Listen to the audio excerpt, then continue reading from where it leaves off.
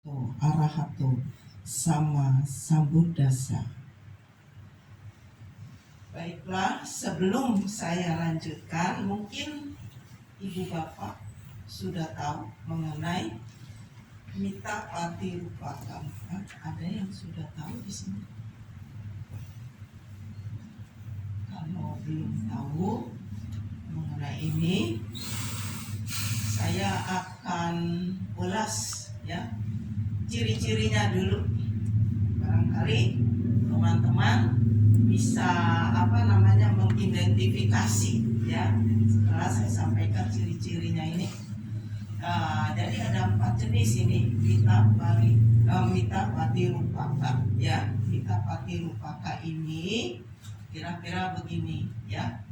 Jadi seseorang yang memberikan bantuan atau pertolongan seperti orang memancing ikan. Jadi modalnya kecil ya. Jadi kalau orang memancing kan modalnya cuma ikan kecil atau cacing, tapi mengharapnya ikan yang besar. Nah, ini tipe orang ini seperti ini. Saya beri contohnya sih banyak, cuma saya ambil satu aja supaya lebih jelas ya. Ada seorang sahabat, jadi dia berbuat baik ini sebagai pancingan. Dia berbuat baik, dia bilang, bro, mari saya traktir, di situ ada restoran baksonya enak atau bakminya enak, saya traktir deh kamu. Ya si teman kan mau ya, oke, saya cobain. Setelah ditraktir, ya pulangnya dibawakan oleh-oleh. Nah itu nggak percuma seperti ya. Dia mengharap sesuatu yang lebih dari itu. Misalnya dia sudah berkorban traktir temannya makan bakmi atau bakso yang tadi ya. Nah dia mengharap imbalan yang lebih. Kapan ya saya ditraktir, dibelikan tiket misalnya ke Korea, saya kepengen ketemu tuh sama artis pujaan saya. Jadi contohnya saya buat cukup jomplang ya, modalnya cuma traktir bakso, tapi mengharapnya jalan-jalan ya ke luar negeri. Kan jauh sekali ya bedanya. Masih banyak sih contoh-contoh yang lain, ini salah satu contoh ya. Nah itu tipe orang seperti itu. Dan ada lagi tipe orang yang suka memuji-muji. Kamu ini hebat, kamu ini pekerja keras, kamu pandai, kamu begini begitu. Pokoknya yang manis-manis, yang bagus-bagus. Ya. Tapi di belakang dia dijelek-jelekan. Tuh, ya. Kemudian dia berteman juga, dia lihat-lihat dulu siapa orangnya. Ada untungnya enggak? Nah, garis besarnya seperti itu, teman-teman. Silakan diidentifikasi.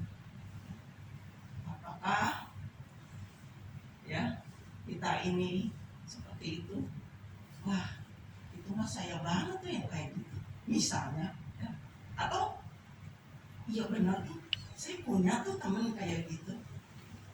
Jadi silakan direnungkan dan diidentifikasi. Yang kayak begitu ya. Jangan-jangan saya nih yang kayak gitu. Nah kalau saya yang seperti itu, segera dirubah ya. Tetapi kalau kita mendapat teman seperti itu, waspada ya. Nah lanjut, kalau sudah tahu ya, ini dia. Tadi saya sudah sampaikan, mengharap lebih dari yang dia berikan ya. Kasih sedikit, mengharapnya banyak. Suka memuji-muji, terus sering mengajak bepergian ke tempat yang gak perlu hanya untuk memboroskan uang ya. Nah yang pertama adalah teman yang tamak atau serakah. Teman yang serakah, tamak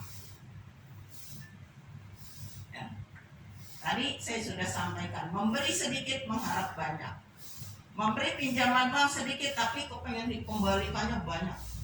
Ya seharusnya kalau kita menolong, ya kalau dikembalikan ya senilai itulah. Ya. Misalnya teman dalam kesusahan, saya bantu kamu 1 juta. Kalau dia sudah punya uang dikembalikan ya 1 juta juga. Jangan 1 juta mengharap 3 juta atau sekian. Ya, itu bukan sahabat sejati, sahabat palsu. Ya. Memberi sedikit, mengharap banyak dan sangat serakah. Jadi teman ini kalau dia pergi bertamu ke rumah kita, itu matanya jelalatan. Tahu jelalatan? Ini lihat itu ya. Nah, di rumah kamu hebat ya. TV-nya banyak. Ruang tamu ada, di ruang tengah ada, besar lagi. Di kamar tidur ada, kamar pembantu ada. Cuma yang tidak ada di kamar mandi.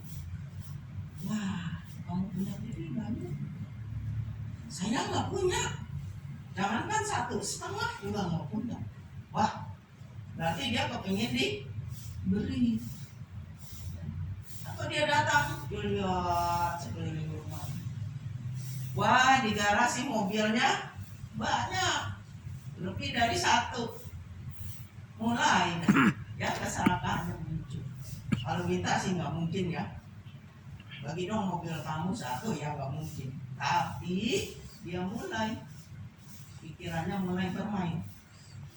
Boleh nggak saya pinjam mobil kamu minggu depan? Kasihan anak-anak belum pernah ke taman mini misalnya.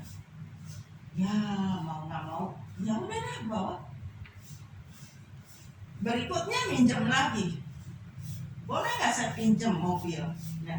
Saya mau ke sekolah, ini ada acara anak-anak, saya pinjemnya sebentar ya. Pinjam lagi. Dikembalikan bensinnya kosong, nggak pernah dikembalikan isi bensinnya, mobil dalam posisi yang kotor, dan ditambah bonus banyak baretannya. Wah, ini teman menyenangkan atau tidak menyenangkan Bapak Ibu? Tidak menyenangkan ya, bikin kesel ya. Aduh. Jadi mobil itu kira-kira seperti dia punya. Luar biasa ya. Nah, inilah tipe-tipe orang serakah ya. Pokoknya maunya minta, dibagi. Memberi tidak. Ya. Nah, kemudian dia hanya memikirkan kepentingan sendiri. Nanti yang melakukan kewajibannya nanti. Dia hanya memikirkan kepentingannya sendiri.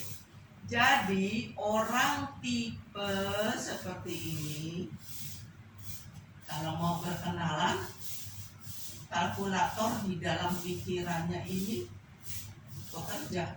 Ya. Saya berkenalan sama si A, tapi nanti dulu ada untungnya nggak ya kalau saya temenan sama si A?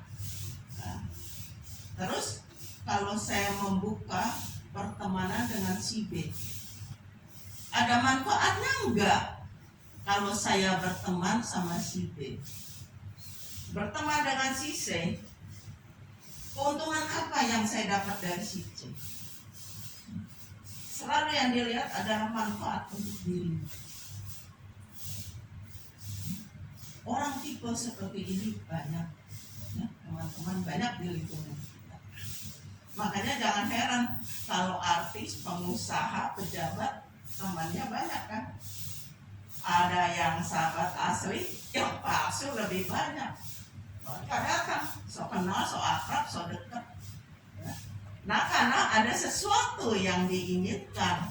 Nah, kalau dia sudah mendapat teman, ya, yang ada manfaatnya, ada untungnya, ya, ada nilai plusnya untuk dia, maka dijaga pertemanan itu. Ya. Tapi dijaga bukan dengan cara pertemanan yang tulus. Dia menjaga, memelihara pertemanan itu agar teman yang bisa dimanfaatkan itu tidak lari. di dalam genggamannya, sehingga dia senantiasa bisa memanfaatkan teman itu. Ya, ini model teman yang serakah. Yang kedua, teman yang banyak bicara tapi tidak berbuat sesuatu apapun. Yang dibicarakan adalah tentang masa lalu. Yang masa lalu, yang lalu. Berarti ceritanya apa? Dulu saya selalu menolong teman saya. Dulu ada teman saya di PHK. Saya bantu dia. Saya tunjang ekonomi. Dulu saya pun menolong teman saya yang sakit parah. Saya obati dia sampai sini. Ceritanya dulu. Nah kan kita nggak tahu. Dia ceritanya tentang masa lalu, ya. Tapi masa sekarang nggak pernah cerita. Yang sekarang nggak. Kemudian setelah selesai dulu cerita yang akan datang. Nanti saya akan membangun rumah sakit untuk fakir miskin. Nanti saya juga punya cita-cita membangun panti jompo. Sekarang saya sedang membuat proposal, tapi nanti terwujudnya nanti. Kalau kita tanya kapan? Ya nantilah. Nanti kapan? Tahun 2090 kali ya.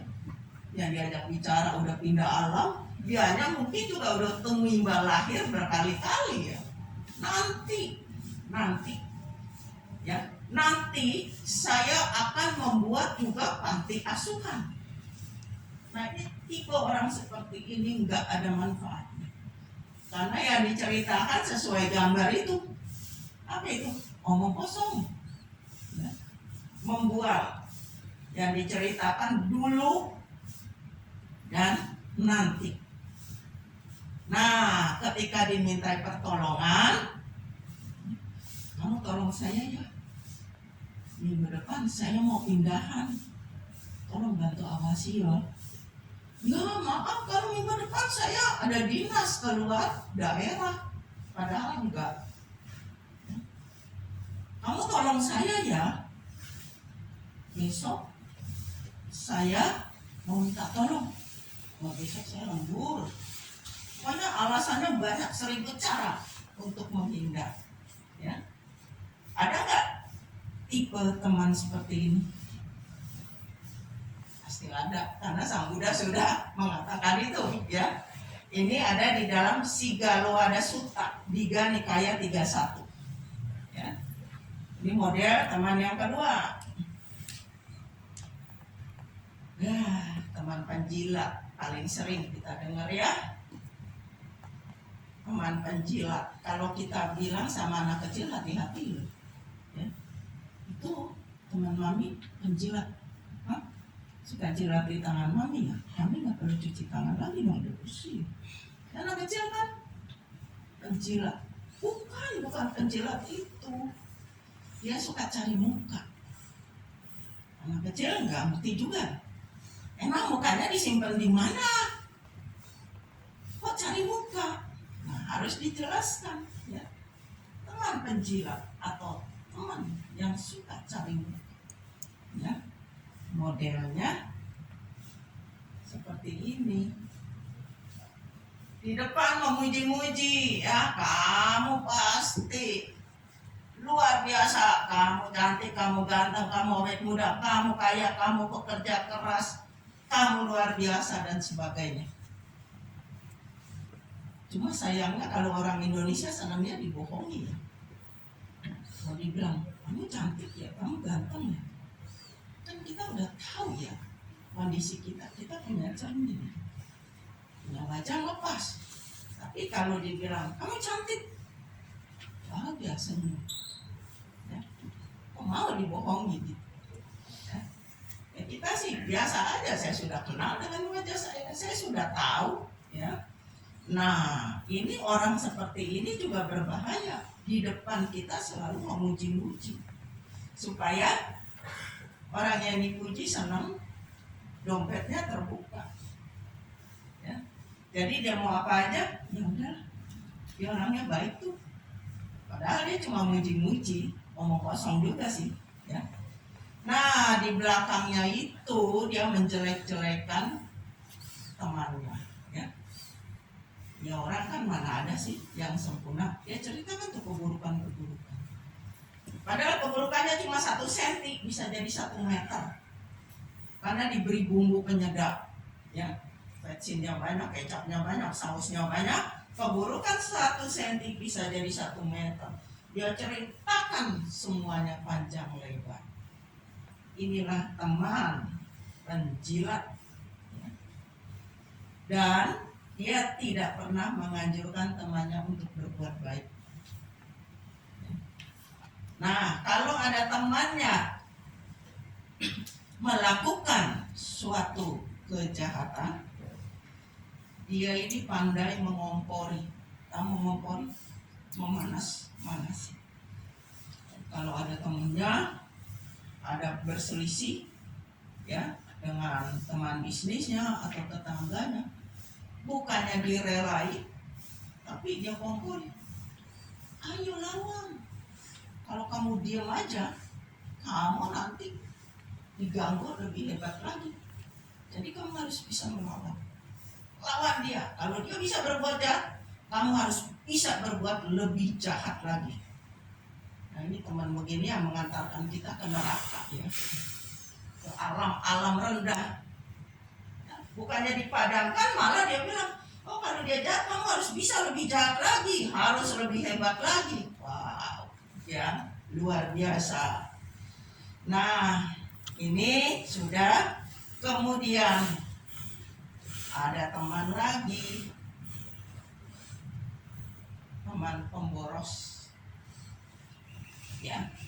Dia senang sekali kalau ketemu teman yang bisa diajak jalan-jalan, menghamburkan uang yang sebetulnya tidak perlu dilakukan, ya.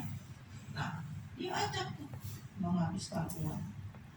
Nah, kalau dapat teman begini, si sahabat palsu betah berteman sama sahabatnya, ya. Dia akan mengajari bagaimana caranya mabuk-mabukan, mencicipi berbagai minuman keras, ya. Ini merek ini bro nih enak, coba yang ini, coba lagi yang ini. Akhirnya jadi pecandu, ya.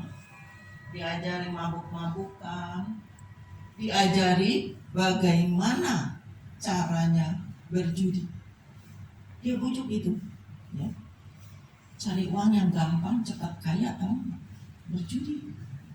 Supaya kamu menang terus, nanti saya yang mengajari. Nah, kalau temannya yang serba menurut, tanpa mengolah apa yang diucapkan, bisa terjerumus, ya. Tapi kalau kita bijak, kita tahu tidak mungkin kalau berjudi itu bisa kaya. Yang kaya bandarnya, ya. Pergi berjudi tidak akan kaya, hancur malah iya, ya. Nah, akhirnya dia mengajari bagaimana cara berjudi, bagaimana mabuk-mabukan, dan bagaimana caranya berkeliaran pada malam hari. Malam hari bukan waktunya berkeliaran.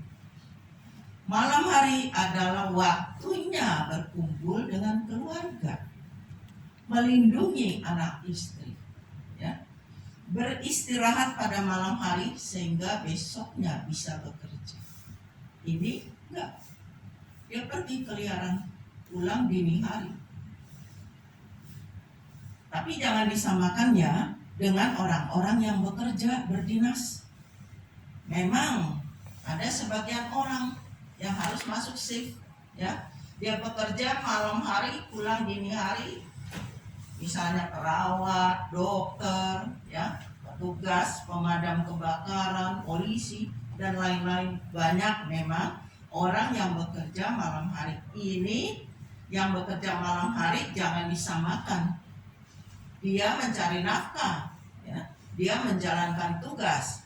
Nah, yang model ini yang satu adalah berkeliaran atau keluyuran tengah malam, sana sini, pulang menjelang pagi. Di saat orang bangun pagi mau pergi ke kantor, mau melakukan aktivitas, dia baru pulang dan dia tidur sepanjang hari. Nah, kalau orang kelakuannya seperti ini setiap hari atau rutin, maka orang di lingkungannya, tetangganya juga berpikir, ini orang pekerjaannya apa ya? Bagaimana dia bisa menghidupi keluarganya? Jangan-jangan, pasti ada. Jangan-jangan kalau malam dia melakukan sesuatu, tentunya tidak baik. Ya. Nah, kalau siang dia tidur, malam keliaran. Dengan perbuatan seperti itu akan menghancurkan reputasi nama baik. Orang akan berpikir buruk dengan kelakuannya seperti itu, ya. Dan ini sangat tidak pantas sebagai umat Buddha, ya. Yang mengajak temannya untuk berfoya-foya tadi di awal saya sudah sampaikan. 4 teman seperti ini, kalau kita sudah identifikasi kita punya teman kayak gini, kita sadarkan kalau bisa. Ya kalau nggak bisa ya kita hindari, ya. Karena kalau kita berteman seperti itu, maka kita akan ikut-ikutan rusak. Karena pikiran kita masih putu jana. Kita masih berusaha untuk menjadi orang baik, ya. Sila sama dipanya ini sedang kita perjuangkan. Kalau lingkungan kita selalu mengaduk-aduk kita, maka kita akan terganggu, terseret ke sana. Langkah-langkah apa yang harus dimiliki bila kitanya sendiri yang menjadi seorang sahabat palsu? Kitanya, kita harus benahi. Kita harus benahi. Langkah pertama adalah miliki sila yang baik. Ya. Karena yang tadi semuanya itu kan melanggar sila semua, ya. Nah, sila yang baik itu satu paket, teman-teman, Pancasila dan Pancadhamma. Pancasila adalah 5 aturan moral. 5 aturan moral ini adalah saya berusaha menghindari pembunuhan makhluk hidup. Yang kedua, saya berusaha menghindari pencurian atau barang-barang yang tidak diberikan. Nah, ini kan bisa membuka peluang bagi orang yang tamak tadi kan, yang serakah. Kemudian yang ketiga adalah saya berusaha menghindari perbuatan asusila. Kalau kita bergaul dengan teman yang jenis keempat, teman pemboros, maka kita bisa terpleset ke sana. Ya. Kemudian yang keempat, saya berusaha teman-teman, supaya nggak ngantuk. Kan Pancasila udah akrab ya. Yang ketiga tadi saya menghindari perbuatan asusila. Yang keempat saya berusaha menghindari ucapan yang tidak benar. Bagus, luar biasa, ya. Saya berusaha menghindari ucapan yang tidak benar. Ada nggak di dalam sahabat palsu? Yang mana tadi itu? Teman penjilat, ya, yang cari muka, ya, di depan memuji, di belakang menjelek-jelekan. Yang kelima, saya berusaha menghindari minuman keras dan obat-obatan terlarang. Nah, ini kan sudah termasuk sahabat palsu jenis yang keempat. Nah, itu harus kita benahi, milikilah aturan moral yang baik dan pancadama. Ya, jadi kalau kita melaksanakan Pancasila itu bukan Pancasila yang tadi aja, harus satu paket, Pancasila dan pancadama. Pancadama adalah pasangan dari Pancasila itu. Yang pertama, kita menghindari pembunuhan makhluk hidup. Di dalam Pancadama, saya berusaha mengembangkan cinta kasih dan welas asih. Masuk juga ke dalam Brahma Wihara, metta karuna. Ya. Kemudian Pancadama yang kedua, saya wajib, seharusnya wajib, saya wajib berdana dengan mata pencarian yang benar. Bukan minta, bagi seperti teman yang serakah. Yang ketiga, saya harus jujur, ya wajib jujur, setia pada pasangan hidup. Nah, itulah, jangan berkeluyuran ke tempat yang tidak baik. Ya, ini jenis teman yang keempat tadi. Kemudian yang keempat, harus jujur. Tadi adalah jenis teman penjilat, ya, yang banyak omong kosongnya. Kemudian yang kelima, saya harus meditasi atau sati sampajana, lawan dari mabuk-mabukan tadi. Ya. Nah, semuanya ini dari sahabat palsu ini semuanya ada pelanggaran nih dari sila. Ya, makanya saya bahas silanya. Itu pelanggaran semua. Kemudian di dalam Brahma Wihara tadi kita sudah bahas, yaitu cinta kasih dan belas kasih. Terus ada rasa mudita, ya, yaitu ikut berbahagia ketika temannya sukses, temannya memperoleh keberuntungan. Nah, ada nggak nih modelnya di sahabat palsu? Di bagian yang tamak, ya.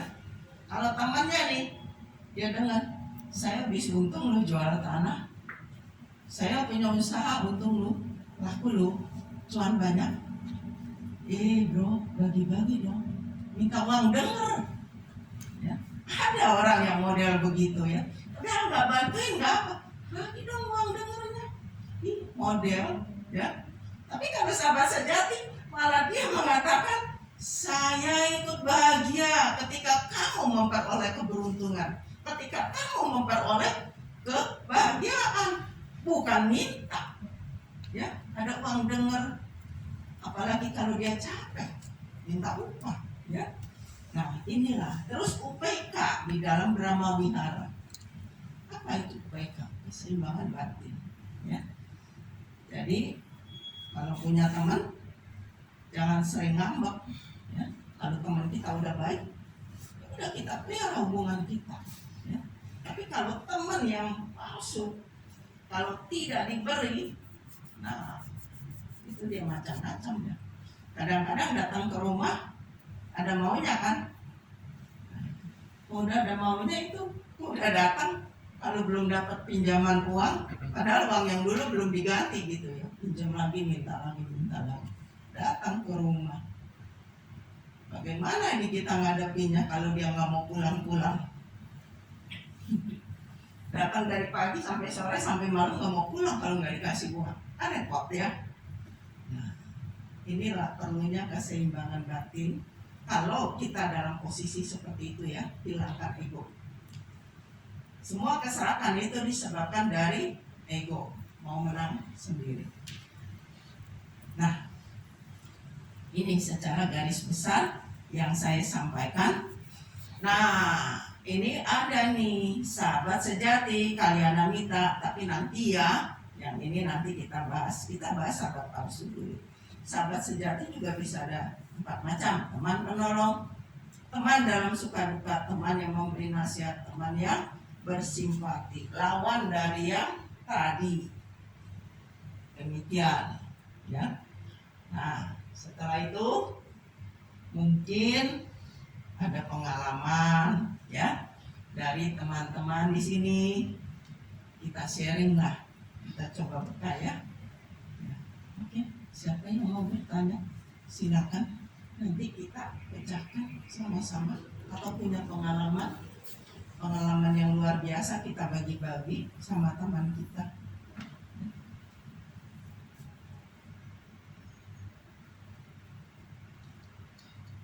Ya teman-teman, silakan jika ada yang ingin bertanya, satu pertanyaan untuk bapak-bapaknya, satu pertanyaan untuk ibu-ibunya.